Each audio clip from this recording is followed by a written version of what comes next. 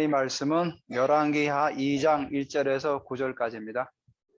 열왕기하 2장 1절에서 9절까지입니다.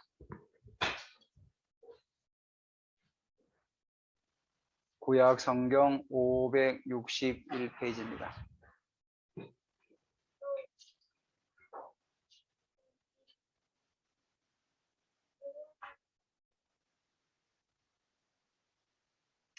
제가 1절, 여러분이 2절 교독합니다. 여호와께서 해오리 바람으로 엘리야를 하늘로 올리고자 하실 때 엘리야가 엘리사와 더불어 길갈에서 나아가더니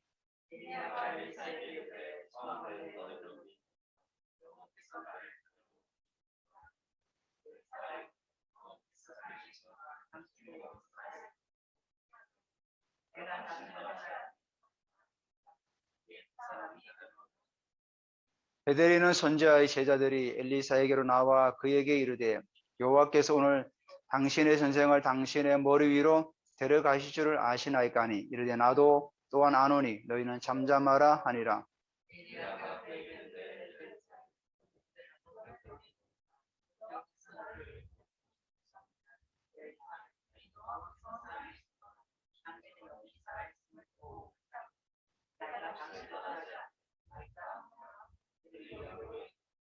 여리고에 있는 선지자의 제자들이 엘리사에게 나와 이르되 여호와께서 오늘 당신의 선생을 당신의 머리 위로 데려가실 줄을 아시나이까 하니 엘리사가 이르되 나도 아노니 너희는 잠잠하라.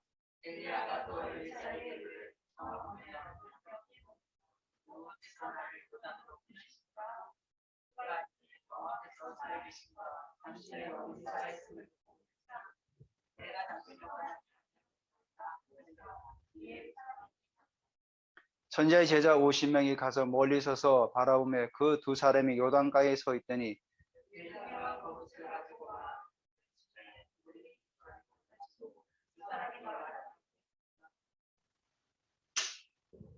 건너매 엘리사에게 이르되 나를 내게서 데려감을 당하기 전에 내가 내게 어떻게 할지를 구하라. 엘리사가 이르되 당신의 성령이 하시는 역사가 갑절이나 내게 있게 하소서 하는지라. 아멘.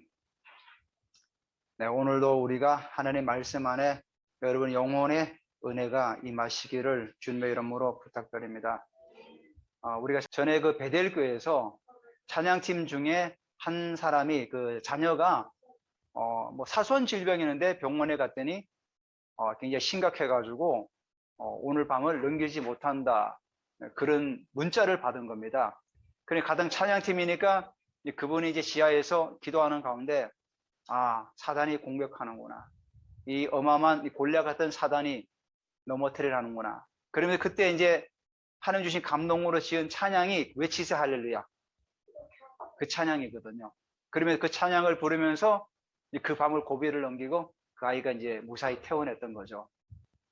그러니까 우리가 우리의 삶 가운데서도 사단은 이렇게 끊임없이 틈을 주면 공격해 들어옵니다. 물론 틈이 없다고 공격하는 건 아니지만은 사단은 끊임없이 우리의 삶에 우리를 무너뜨려 하는 그런 공격들이 있는 겁니다. 그때 이제 공동체가 함께 기도할 때 막을 수가 있는 거죠.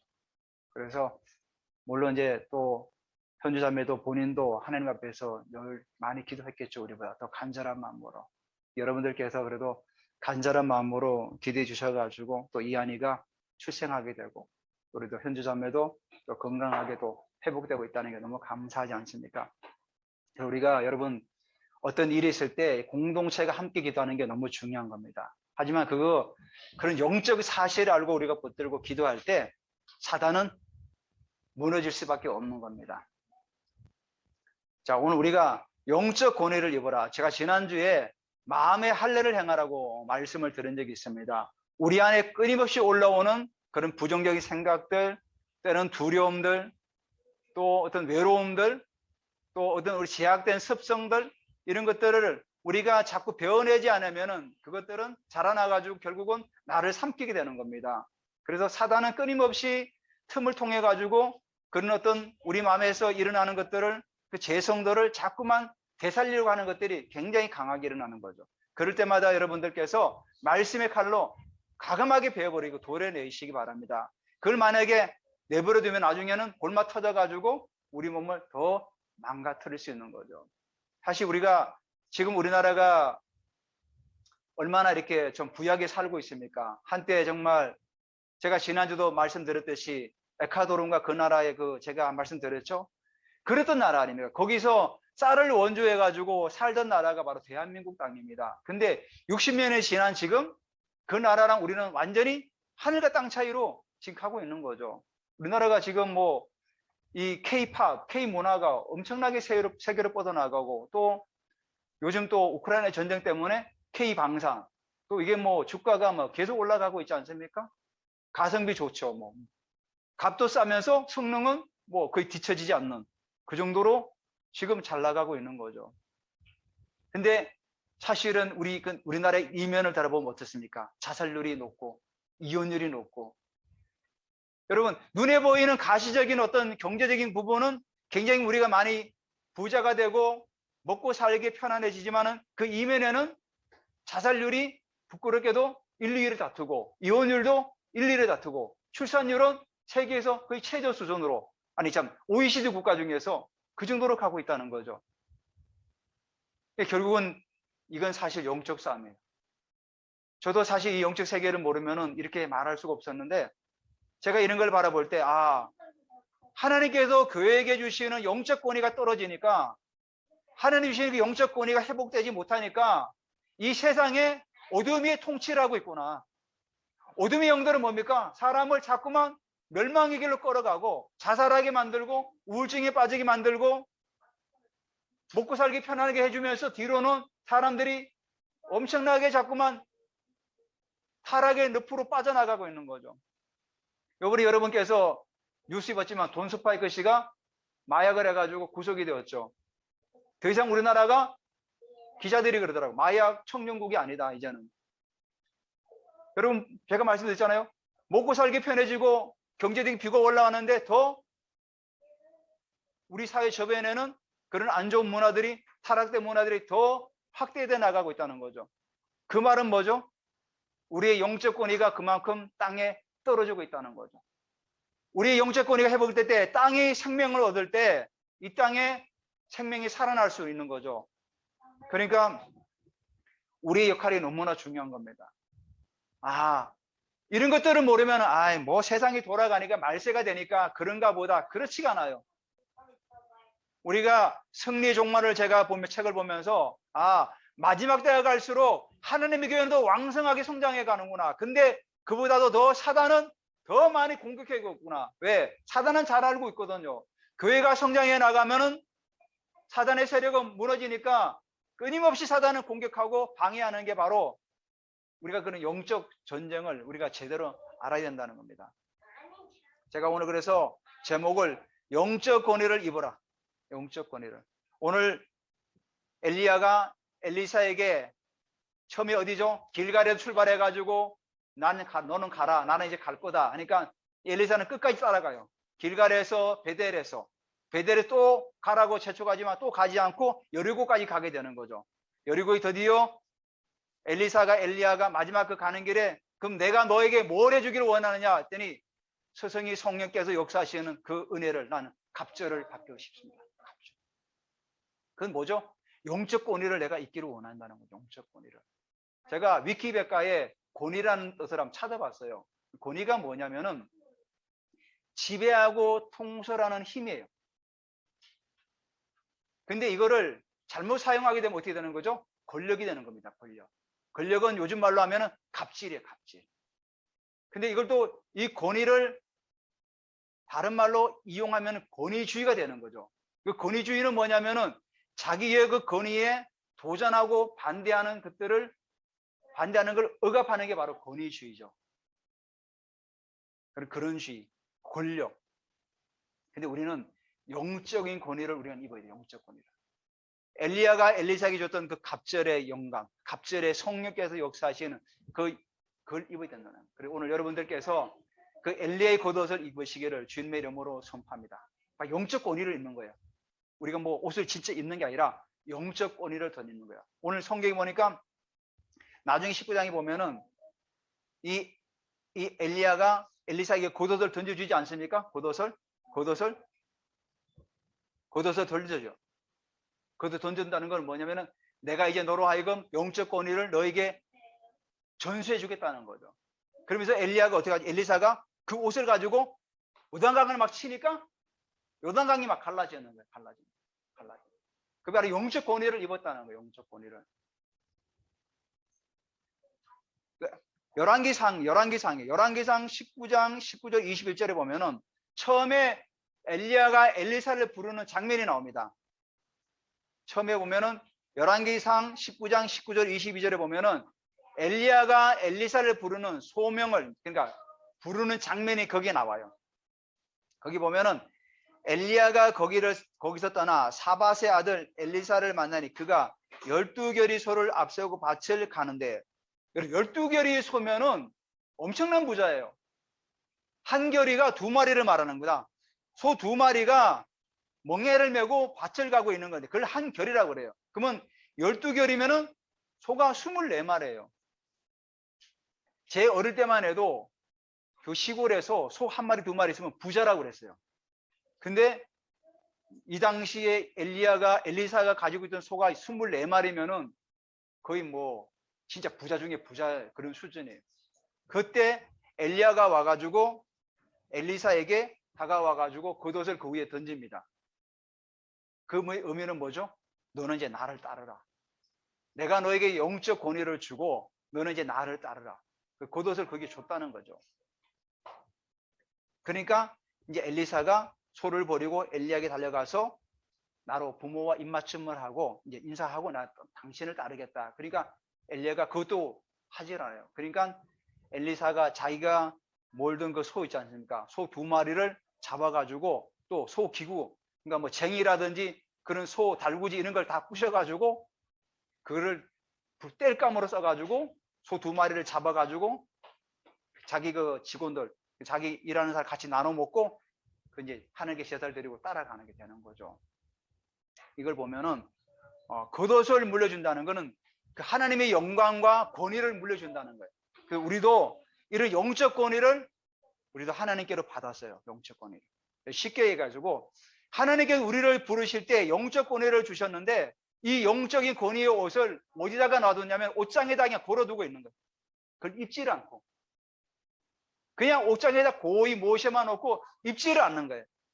입지를 않으니까 다 우리 안에 영적 권위가 나타나지 않는 거예요. 그 영적 권위의 옷을 우리 이 시간에 입으시기를 주님의 이름으로 축원드립니다. 자, 우리가 예수 그리스도께서 십자가에 죽으시고 부활하셔서 우리의 구주가 되신 걸 우리가 믿지 않습니까? 자, 예수님께서 십자가에 죽으심으로 우리가 가지고 있던 모든 죄악들을 다 씻기셨죠. 근데 그거를 신학적인 용어로 뭐라고 했냐면 그 의의 옷을 덧입는다고 그래요. 예수님이 십자가를 내신 보혈로만 우리 죄를 사함받은 그 사함을 사실은 우리가 죄가 있지만은 사함받은 거 아닙니까? 근데 하나님께서 우리에게 그 그리스도의 옷, 의의 겉옷을 우리에게 입혀주시는 거예요. 너는 죄인이었지만 예수 그리스도로 말미암아 너는 이제부터는 의인이 되었다. 예수님께서 십자가에 죽으시고 피 흘리심으로 말미암아 그 의로운 옷을 우리에게 입혀주시는 거예요. 우리는 죄인이었지만은 주님이 흘리신 보혈로 말미암아 우리가 그 겉옷을 입음으로 말미암아 우리는 의인이 된 거죠. 그래서 때로는 목사님들이 그러죠. 우리가 죄인이지만 의인이 되었다. 뭐 죄인이지만 또 의인, 뭐 이런 식으로 얘기하는데 우리는 죄인이지만 그 그리스도의 의의 옷을 우리가 입었기 때문에 우리는 의인으로서 살아가는 거죠. 바로 그게 영적인 권위를 입는 거에 마찬가지예요. 영적 권위를. 영적 권위를 입는 거 마찬가지. 그래서 우리가 이 마지막 때에 하나님 앞에서 살아가는 거예요. 자, 영적 권위를 입으니까 이 영적 권위가 풀어져요. 엘리사가 열왕기하 2장에 보면 더 있어 여리고로 오지 않습니까? 여리고에 오니까 사람들이 이제 엘리야가 엘리사에게 그 선자의 직을 물려줬다는 걸 사람들이 보지 않았습니까? 막 불병거를 타고 엘리야가 올라가는데 그 엘리사가 겉옷을 받았으니까 드디어 엘리사가 엘리야의 그 능력을 받아서 선자 일을 하겠구나. 그리고 와서 이제 그에게 인사를 하죠. 인사를 하면서 뭐라고 했냐면은 19절에 보니까 열왕기하 2장 19절에 보니까 그 성읍 사람들이 엘리사에게 말하되 우리 주인께서 보시는 바와 같이 이 성읍의 위치는 좋으나 물이 나쁨으로 토산이 익지 못하고 떨어지나이다. 엘리야로부터 받은 영적 권위를 가지고 그 영적 권위를 어떻게 풀어내냐 하면은 이 엘리사는 여리고로 들어가게 됩니다. 여리고로 들어가니까 그 여리고 마을 사람들이 나와가지고 그에게 인사하면서 이렇게 얘기를 하는 거죠. 자, 우리 동네는 주인께서 보시는 것 같이 성읍은 좋고 성읍은 위치는 좋으나 물이 나빠서 토산이 뭐죠? 땅에서 나는 산물을 말하는 겁니다. 그 토산이 익지 못하고 떨어진다는 겁니다. 자, 농부가 씨를 뿌리고 열심히 갖고 온데 열매가 맺히면 다 떨어져 나가는 거예요. 그러면 열매를 맺지 못하는 거 아닙니까? 근데 그 원인이 뭐냐면 물이 좋지 않다는 거예요. 그러니까 엘리사가 어떻게 하죠? 세 그릇에 소금을 가지고 와라. 그래서 물 근원에 올라갑니다.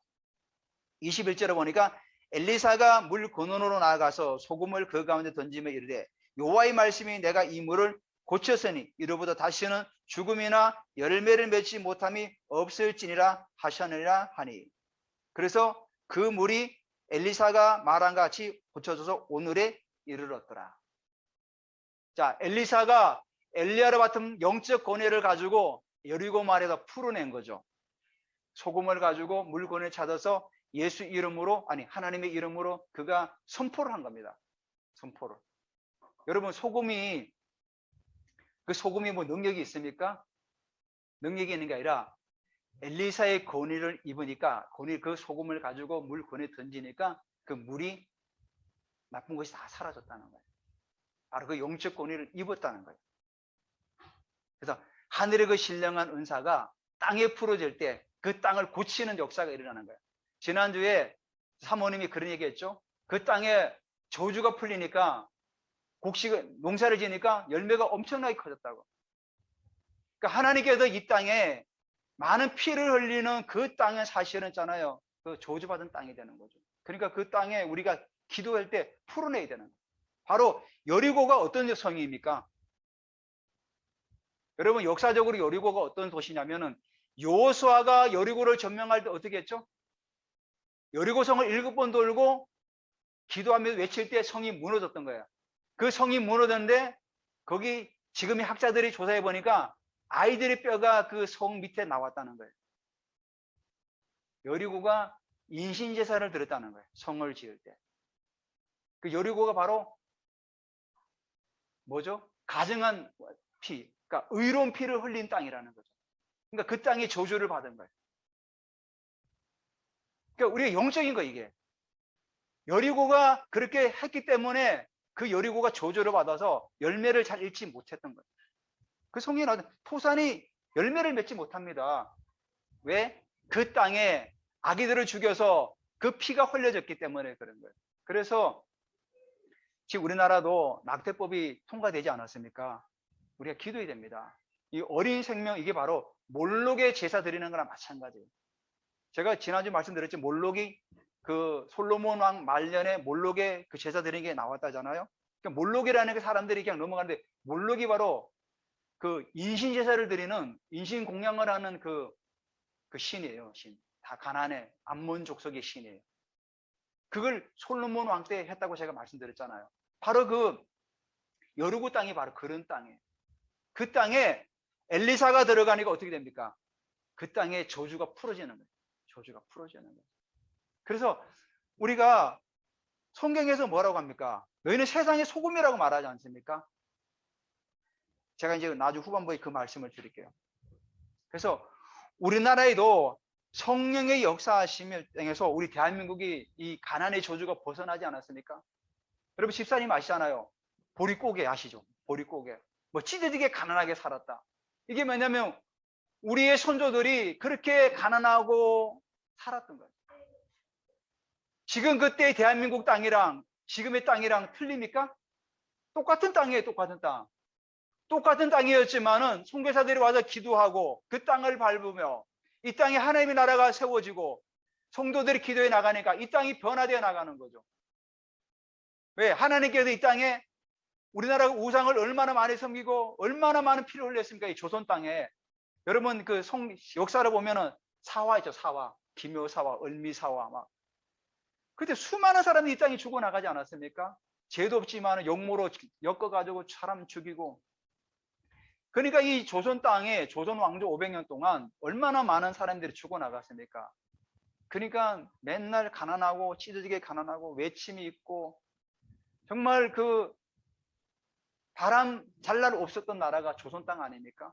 그 땅에 선교사님들도 들어와 가지고 이 땅을 위해 새벽을 위해 기도하고 그 땅을 밟으면서 복음이 전거되고 하나님 나라가 선포되니까 이 가난한 나라가 찢어지게 가난한 나라가 지금 세계 10위권의 경제권에 들어온 거 아닙니까? 이게 뭡니까? 결국은 하나님의 사람들이 기도하고 이 땅에 하나님의 나라를 위해서 기도하니까 이 땅이 변화된 겁니다. 조선시대 500년 그때 땅이나 지금 땅이나 변한 건 달라진 건 없어요. 달라진 건 뭐죠? 사람이 달라진 거죠. 하나님의 사람이 세워지고 기도하면서 나아가니까 이 대한민국 땅이 변해 나갔던 겁니다. 그래서 우리는 계속해서 영적 권위를 회복하기 위해서 우리는 기도해 나가야 돼요. 기도해 나가야 돼요. 요셉도 마찬가지예요. 요셉도. 요셉이 애굽에 팔려가지 않았습니까? 요셉이 팔려가서 그러니까 하나님께서 요셉을 애굽에 팔았을 때 사람들 생각하죠. 아 정말 요셉이 그 상처가 많겠구나. 상처가 얼마나 많겠습니까? 형들에게 미움을 받아가지고 그것도 죽이려고까지 하지 않았습니까? 자기 동생을. 근데 그래서 결국 애굽에 팔려오지 않았습니까? 그렇지만 그 상처에 요셉은 매이지 않았어요. 상처에 매이지 않고 하나님 주신 권위를 그는 풀어냈던 거죠. 꿈을 꿨잖아요.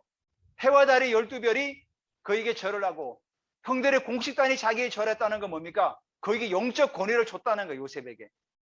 하나님께서는 꿈과 동시에 요셉에게 영적 권위를 그에게 주신 거예요. 그 영적 권위가 요셉의 상처가 있다고 해서 풀어지지 않은 게 아니었던 거죠. 상처는 있었지만 그 권위가 풀어졌어요. 근데 그걸 어떻게 풀어졌죠? 나중에 마지막 그 장면 때 형들을 보고 울지 않습니까? 내가 요셉입니다. 당신들이 나를 판 요셉입니다. 하니까 막 대성통곡하지 않습니까? 애굽 사방에서 다 들었을 정도로 바로가 다 들을 정도로 막 대성통곡을 하죠. 그러면서 형들이 어떻게 생각하죠? 아이고 이제 우리 죽었구나. 우리가 죽이려 했던 요셉이 드디어 총리가 돼서 우리 앞에 있구나. 근데 요셉이 했던 말이 뭐죠? 두려워하지 말라고. 형들이 나를 판 것이 아니라 하나님께 나를 여기 보냈다는 거죠. 그게 바로 영적권이죠.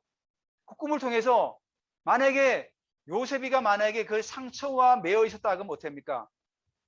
영적 권위가 풀어지지 않았었던 거죠. 그는 근데 영적 권위를 알았기 때문에 형들을 다 용서하죠. 아, 나를 보내신 것은 하나님께서 나를 보내셨구나. 그러니까 그 영적 권위가 매이지 않고 풀어져 나갔던 거죠. 그래서 수많은 사람을 살릴 수가 있었던 거 아닙니까? 바로 그게 요셉의 영적 권위였던 거죠. 제가 한 가지 더 보겠습니다. 다윗도 얼마나 많은 고생을 했습니까? 사무에게 기름 부음 받아가지고 사울왕에게 얼마나 쫓겨다녔습니까? 자기 그 장인어른 아닙니까? 아니 장인어른이 사울을 죽이려고 얼마나 쫓아다녔습니까? 근데도 하나님께서 사무엘 선지자를 통해서 다윗에게 기름 붓지 않았습니까? 그 기름 부으심이 뭡니까? 영적 권위를 주신 거죠.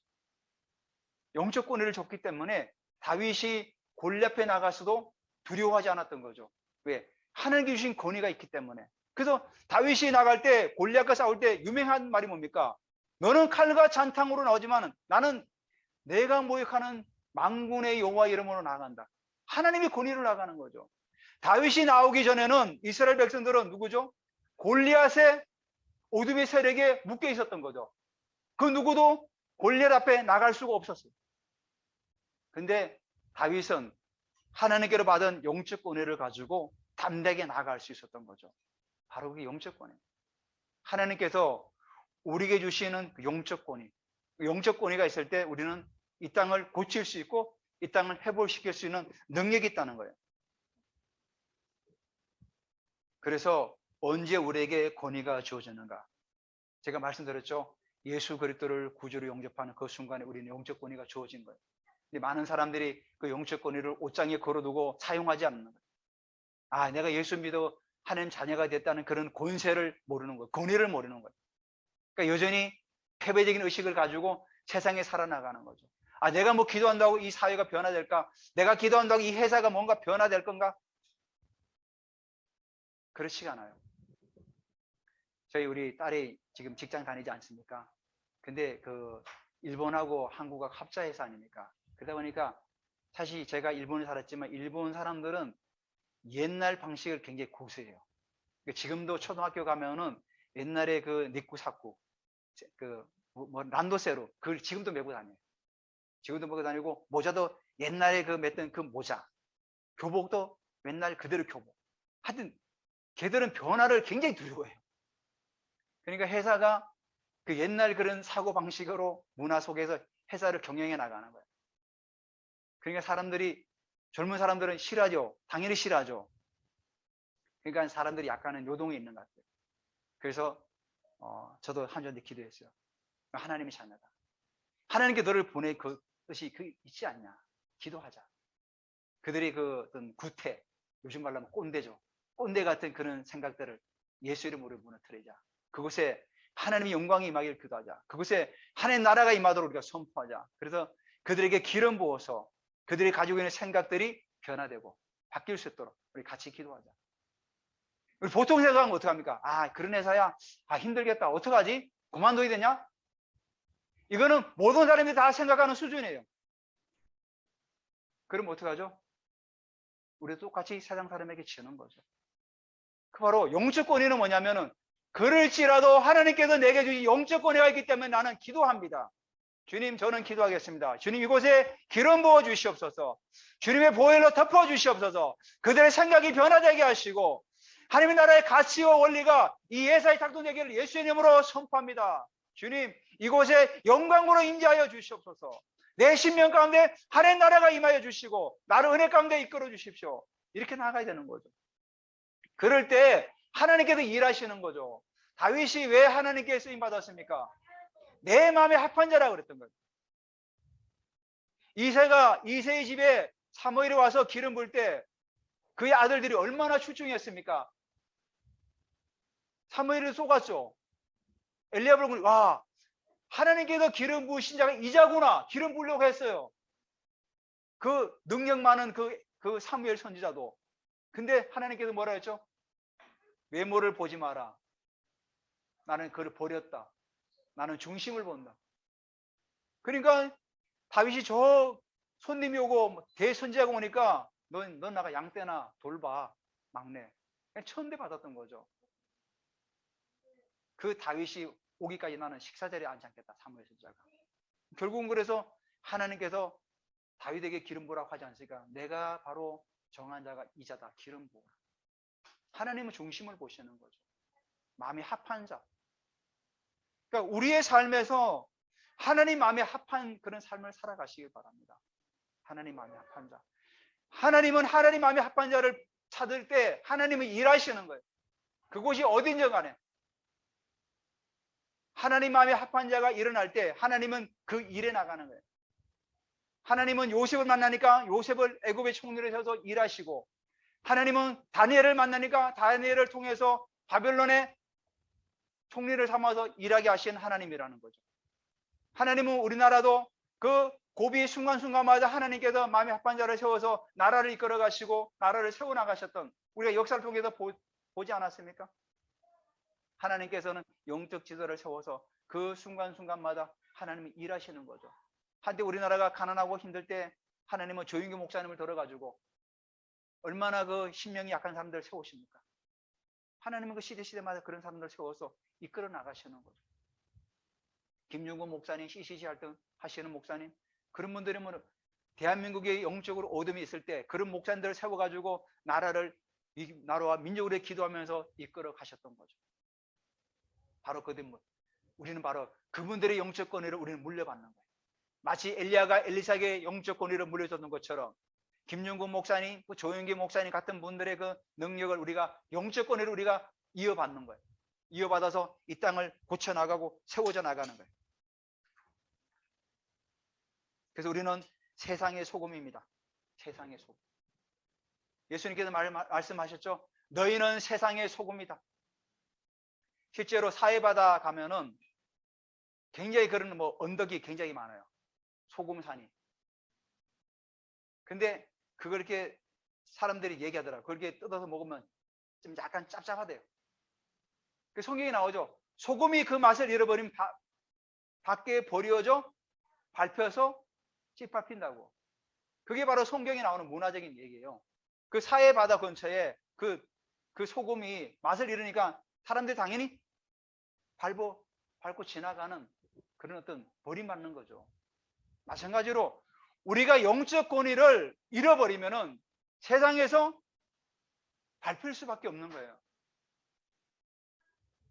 우리 기독교가 얼마나 많은 사람들 앞에 앞에 이상한 자 붙여가지고 막 욕을 하지 않습니까? 그만큼 우리 기독교가 우리 권위가 떨어졌다는 거죠. 영적 권위가. 물론 그게 어떤 목회자 책임도 있고 또 성도님의 책임 다 책임도 있죠. 그만큼 영적 권위가 무너졌다는 얘기입니다. 영적 권위가. 그래서 여러분이 가는 그곳에 소금이 되어서 여리고처럼 변화시키고 생명을 살리는, 그러니까 우리가 가는 그곳에 소금이 뿌려져서 토산이 있지 못하는 그 땅에 하나님의 생명이 들어가는 그런 역사가 일어나도록 여러분이 밟는 그 땅마다 여러분 기도해야 돼요. 마가다라방에 120명의 사도들이 모여서 기도하지 않았습니까? 성도들하고 제자들이. 그들이 전에는 얼마나 나약한 사람이었습니까? 예수님을 3번 부인하고 예수님 잡히니까 언제 내가 막 주를 위해서 죽기까지 따라가겠다는 사람들 다 도망가 버렸어요. 그랬던 사람들이 그 마가다라방에 모여서 하늘로부터는 영적 권위를 다시 덧입으니까 어떻게 됐습니까? 그들이 담대하게 세상을 나아갈 수 있었던 거죠. 그들이 가는 땅, 밟는 땅마다 주의 복음이 증거될 때 그 땅에 저주가 풀리고 하나님의 나라가 회복되고 주의 복음이 증거되는 놀라운 역사가 있지 않았습니까? 그 복음이 바로 우리나라까지 오지 않았습니까? 우리가 세상의 소금이라는 거죠. 소금의 의미를 저도 다시 깨달았어요. 단순하게 세상을 썩지 않게 하는 그런 방부제 역할이 아니라 생명을 공급해서 이 땅에 생명을 살리는 그 사명을 우리가 감당해야 된다는 거죠. 그 생명. 그래서 우리에게는 이제는 뭐죠? 다 저주가 끝났어요. 예수께서 십자가에 죽으심으로 모든 저주가 끝났어요. 예수님께서 가시면류관을 썼다는 의미가 뭐죠? 아담과 하와가 번제할 때 그 땅이 저주받을 때 제일 먼저 뭐가 나왔죠? 가시와 엉겅퀴가 나왔어요. 땅이 저주를 받은 거죠. 인간의 죄로 말미암아 땅이 저주를 받은 거예요. 근데 그래서 예수님께서 가시면류관을 썼다는 의미는 뭐냐면은 그 저주를 이제는 끝냈다는 거예요. 하나님과 분리되어 있던 그 저주를 이제 끝내서 하나 되게 하셨다는 거죠. 그래서 예수님께서 찔림으로 우리가 나음을 입었다고 성경은 말씀하고 있는 겁니다. 그래서 우리는 하나님의 생명을 이 세상에 주는 그런 살롬의 역할을 감당해 나가야 된다는 거죠. 신명기 11장 14절에 보면은 여호와께서 너희 땅에 이른 비와 늦은 비를 적당한 때에 내리시니 너희가 곡식과 포도주와 기름을 얻을 것이요. 하나님께서 우리 삶에 이른 비와 늦은 비를 우리에게 주시는 거죠. 제가 이른 비와 늦은 비를 보니까 이스라엘은 건기와 우기로 나누는데 10월 달부터 한 12월 이럴 때까지가 그때가 우기라고 합니다. 이스라엘은 겨울철에 우기가 돼요. 비가 많이 온답니다. 그리고 3월 달, 4월 달 그때 이제 또 뭐죠? 늦은 비가 오는 거죠. 근데 이스라엘은 비가 그 이른 비를 겨울이 들어갈 때 그때 오는 비를 이른 비라고 하고 3, 4월 때 그때 내리는 비를 늦은 비라고 합니다. 그래서 그러니까 이른 비는 뭐죠? 이때 이 건기 때 여름에 땅이 척박할 때 그 이른 비가 와가지고 땅을 적셔주고 그래서 씨를 뿌려서 막 한 다음에 나중에 이제 3, 4월에 그때 다시 늦은 비가 왔을 때 곡식들이 잘 자랄 수 있도록 해서 이른 비와 늦은 비가 적당하게 와야만이 생물이 자라고 또 곡식이 자랄 수 있다는 겁니다. 하나님께서 우리의 삶 가운데도 이른 비와 늦은 비가 적당하게 내려서서 우리가 이 땅에서 하나님 주신 그 생명과 영적 권위를 가지고 여러분이 밟는 그 땅마다 회복시키시고 그 땅에 하나님의 나라의 가치와 원리가 작동되게 하는 그런 영적 권위를 덧입고 나가시를 예수님의 이름으로 선포합니다.